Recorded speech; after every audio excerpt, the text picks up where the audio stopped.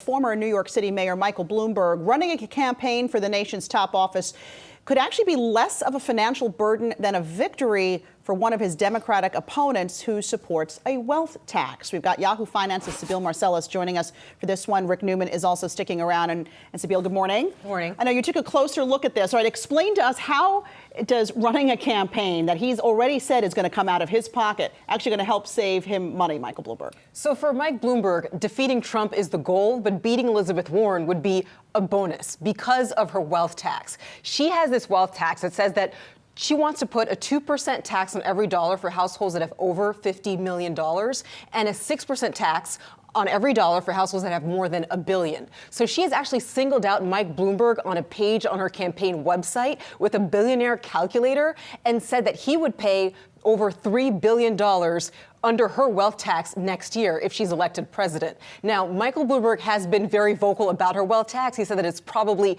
unconstitutional. So I wanted to find out, if he runs for president, would he actually be saving money in terms of how much he'd be paying in taxes under Elizabeth Warren? Especially when you know that he's already outspent everybody, I think, in history for a campaign. And he's just started to advertise. He just started. $35 million, right? Exactly. $35 million for this first push in terms of TV ads. Right. And that's more than what his Democratic rivals have raised in the third quarter. Right.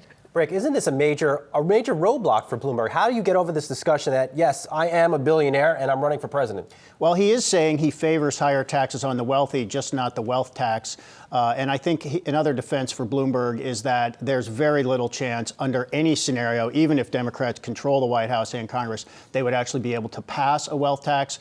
He's not the only one who thinks it's unconstitutional. I mean, a lot of people who've studied this say there is this clause in the Constitution that seems to not prohibit this type of tax, but require it to be put into place in a way that has to be apportioned among the states and without getting into technicalities. It becomes kind of impossibly complicated.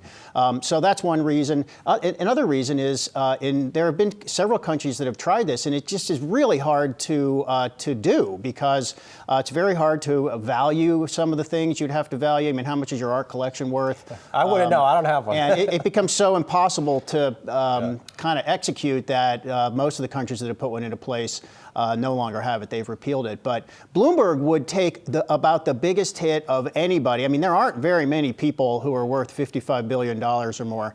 And at Elizabeth Warren's threshold of 6%, his wealth would actually probably decline over time. That's considered a confiscatory level of taxation. He'd have to earn a 6% annual return just to keep his wealth even. Tough. So but he would take a giant hit at that level. But a shout out to a billionaire who actually would support her wealth tax, of course, is Tom Steyer, who is a rival. And he said that Michael Bloomberg should either support that wealth tax or drop out of the race, because what the country and the party don't need right now is another leader who doesn't understand the dynamics that have led to wealth inequality and what we're seeing right now. Hey investors, Zach Guzman here. Are you interested in learning more about the markets and getting the latest financial news? Well, then click right here to subscribe to our Yahoo Finance YouTube channel.